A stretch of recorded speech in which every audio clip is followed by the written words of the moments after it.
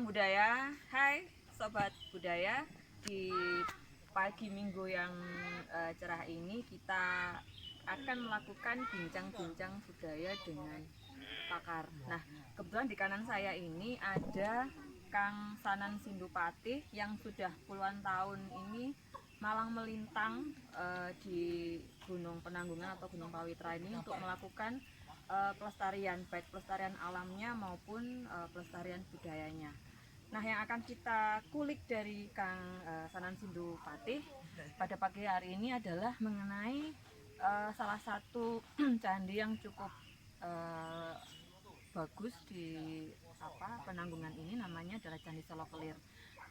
Mengenai Candi Solokelir akan kita kulik sama-sama ya dengan Kang Sindu. Monggo Kang Sindu, kita berbincang mungkin bisa mengulas tentang bagaimana Candi Solokelir itu secara sejarahan, budaya maupun mungkin dari segi spiritualnya. Monggo, silakan. Oke, terima kasih. Selamat pagi semuanya. Pagi. Hari ini kita berada di Candi Solokelir, yaitu lereng dari Gunung Saraklopo, dari salah satu perwara Gunung Penanggungan atau Pawitra. Seperti yang sudah kita tahu, Solokelir adalah sebuah candi pundan berundak tipe Karesian di Pawitra, yang mana Karesian sudah banyak sumber-sumber yang dinukil dari segala sumber, banyak sumber terutama dari Prasasti Cungrang, Negara Ketagama, dan yang lain dari penelitian para sejarawan dan arkeologi. Kali ini kita coba untuk mengupas dari segi budaya masyarakat. Dari budaya masyarakat di sekitar Solokelir dan pada khususnya dan umumnya di tanah Jawa, masih banyak teman-teman atau saudara-saudara kita yang melakukan ritual-ritual di Candi Solokelir ini, yaitu menurut keyakinan mereka masing-masing, walaupun tidak langsung menuju ke Karesian yang untuk saat ini. Di Solokelir ini kita masih bisa melihat beberapa tipe bukan hanya Solokelir sebetulnya. Dari teras 1, teras 2, kemudian teras 3, ini masih ada satu gugusan yang lain, yaitu di atas ini yang cukup menarik. Karena di atas itu sebetulnya kalau merujuk kepada pundan berundak tipe Penanggungan itu sebetulnya kan altar. Tetapi di sana dinamakan Telo Blandong. Dan untuk Telong Blandong itu sendiri, ini asal mulanya ada orang yang berupaya untuk mencuri peninggalan-peninggalan di sini, kemudian membuat ceruan di situ, menggali seperti peninggalan, misalkan mencari emas atau harta karun yang ada di Solokelir, tetapi gagal menemukan, entah memang sudah tidak ada apa memang tidak ada, tapi kemudian dinamakan Candi Telong Blandong. Dan itu yang sangat menarik di Solokelir ini. Padahal yang jelas Telong Blandong itu adalah gugusan atau kemuncak daripada Solokelir 1 itu sendiri. Kemudian untuk membahas tentang kesejarahan budaya, ritual-ritual, kita bisa merujuk ke area ini. Di area ini, walaupun lazimnya di pundan berundak itu melakukan ritual adalah di bawah halaman, di depan halaman, tetapi di Solokelir khususnya banyak melakukan ritual-ritual yang di dalam kotaan ini.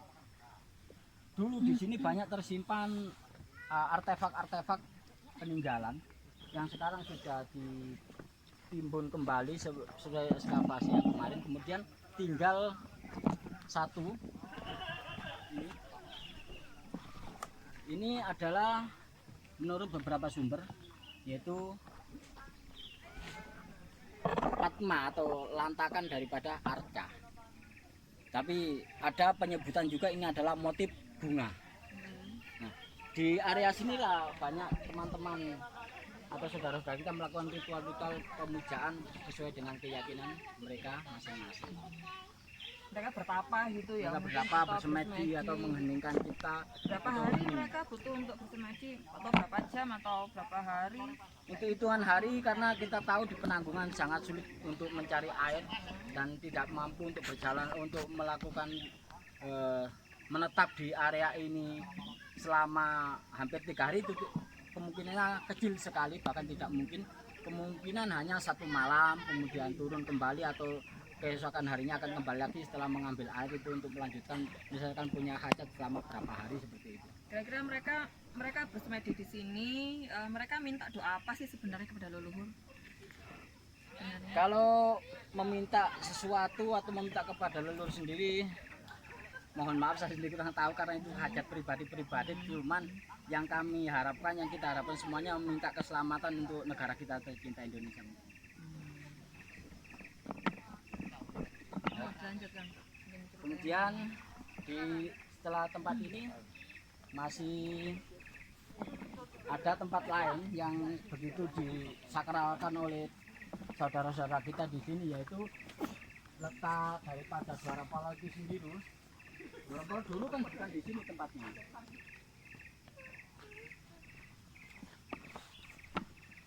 Ini adalah tukar yang aslinya tidak di sini secara bertumpuk, tetapi acak, entah dan teman-teman siapa yang menumpuk seperti membentuk Dwarapala yang dari sekatan-sekatan. Nah, di tempat ini juga banyak dilakukan ritual karena disinyalir sudah setengah daripada utuh dari bentuk Dwarapala itu sendiri.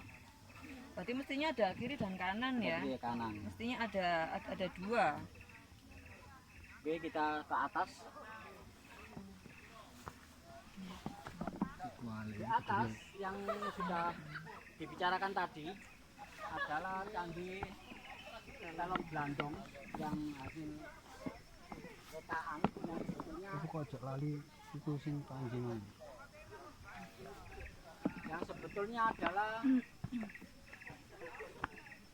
tempat altar atau kemuncak Candi Seloklir itu sendiri, yang dimana Candi Seloklir sudah membelakangi puncak Saraklopo dan yang beribadah menghadap ke Acala Saraklopo atau Acala Pati Saraklopo untuk melakukan pemujaan kepada dewa atau persembahan kepada nenek moyang atau leluhur di Saraklopo. Dan di sini yang juga sangat disakralkan oleh saudara-saudara kita, karena di sini diduga adalah mandala atau kekuatan yang sangat besar dari segi spiritual. Mereka di sini diduga adalah tempat yang sangat kekuatannya itu maksimal daripada di tempat yang di bawah. Jadi saudara-saudara kita banyak yang melakukan ritual-ritual di sini dengan durasi yang cukup agak lama dibanding yang di bawah. Mungkin itu yang bisa diungkapkan.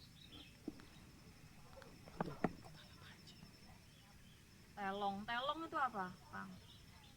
Telong, apakah jenis tanaman atau? Saya kira telo loh ya, ternyata telong. Telong Blandong sekarang awalnya tidak diketahui, cuma sekarang banyak sekali apa itu istilah pendapat tentang Telong Blandong atau di sini dulu karena bekasnya Blandongan yang diangkat ke atas gitu. Tak tahu dari mana bahasa Telong Blandong, saya sendiri kurang tahu tentang bahasa Telong Blandong.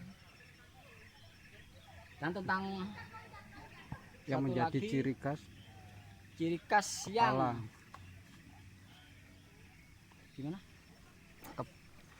Ciri khas yang ada di sini yang sangat disukai oleh teman-teman adalah relief manusia bertekes ya.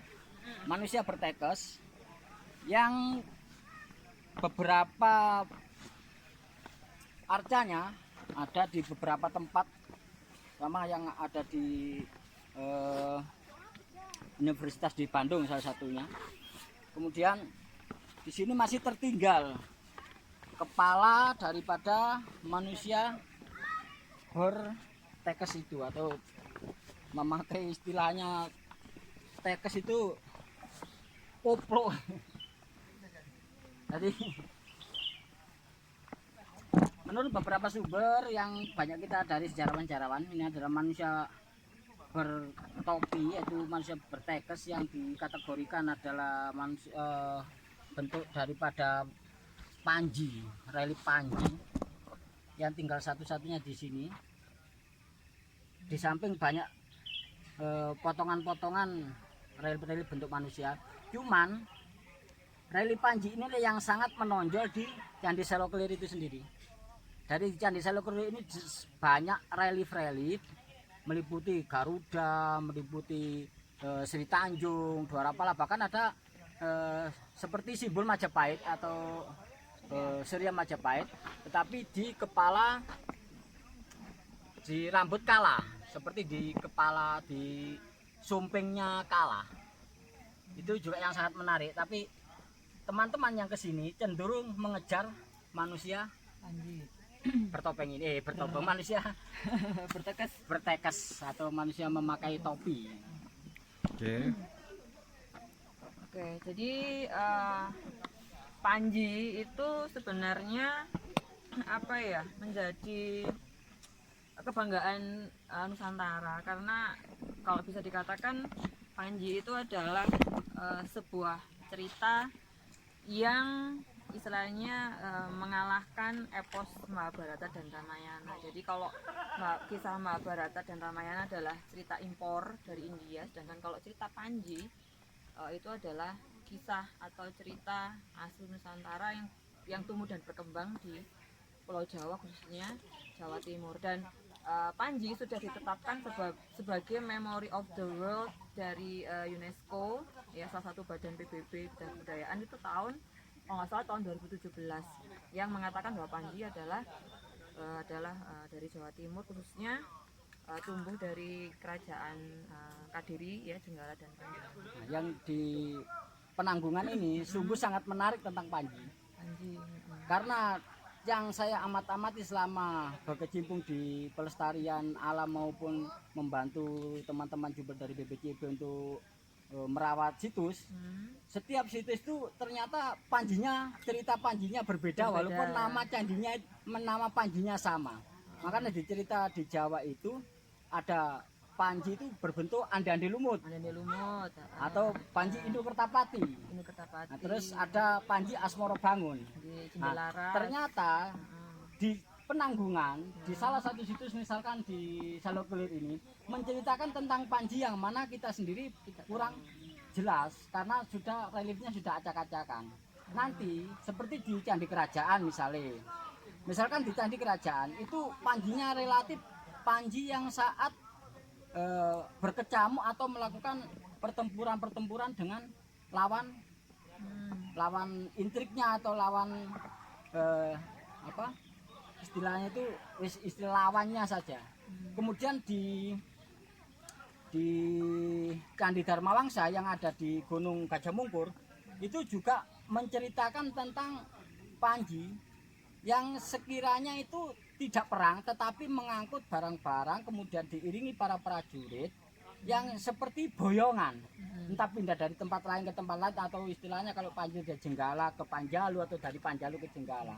Kemudian juga yang di Gunung Penanggungan, yang di Candi Penanggungan yang ada di Blok Genting Penanggungan, itu Panjinya relatif ke area keraton yang pakaiannya sangat khas orang-orang keraton. Jadi beda dengan Panji-Panji yang lain di Penanggungan karena pakainya khas pakaian keraton. Kemudian Panji yang ada di Candi Wayang misalkan, Candi Wayang itu Panji yang relatif damai, tentram dengan intrik-intrik kasih sayang yang ada di dalam istana itu sendiri. Jadilah macam-macam Panji yang diceritakan dari folklor di Jawa itu. Ada yang tadi saya sebutkan Panji Asmoro Bangun, Panji Induk-Kertapati, ande-ande lumut. Ternyata di Penanggungan direfleksikan dengan cara-cara yang memang beda antara candi satu dengan candi yang lainnya. Tapi inti dari cerita Panji sebenarnya adalah inti selalu ada tema perpisahan dan pertemuan kembali. Jadi semua cerita Panji itu rata-rata mengetengahkan cerita kita bersetting kerajaan, kemudian ada percintaan, perpisahan, kemudian ketemu lagi. Nah, cerita-cerita kepahlawanan juga di dalam situ juga ada cerita tentang apa ya, kesetiaan terhadap pasangan, itu juga kita bisa belajar dari cerita Panji. Itu kenapa Panji bisa menjadikan ciri khas atau didaftarkan sebagai memory of the world karena mempunyai nilai-nilai yang sangat tinggi. Oke, sekian bincang-bincang kita bersama pakar Kang Sindu Suryapati. Terima kasih Kang Sindu atas waktunya sudah menjelaskan tentang Solo Kelir. Mungkin kita akan bincang-bincang lagi tentang sisi pawitra yang lain di episode berikutnya. Oh, pesannya. Pesan saya tetap seperti semula, CSP lestari hutan rumah kita, jaga setiap situ-situnya, kita ikut merawat, kita ikut melestarikan demi anak cucu kita mendatang. Demikian. Jangan lupa subscribe channel ini, Dukung dukung kita agar kita tetap bisa mengedukasi masyarakat tentang sejarah dan kebudayaan, karena itu adalah fondasi kita ya, sebagai manusia berbudaya. Oke, cukup sekian dari kami, sampai jumpa dan tetap semangat. Salam budaya.